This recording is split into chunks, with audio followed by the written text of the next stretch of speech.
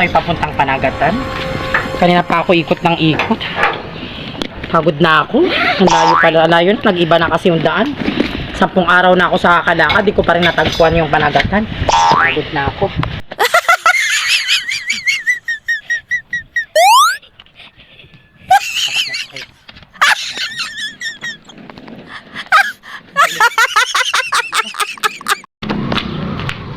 Doon si Manang Gloria man siya.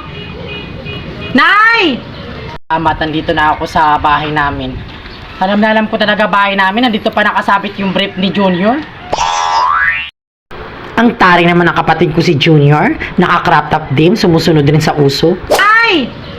Nay! Alam mo na singgit man! Junior!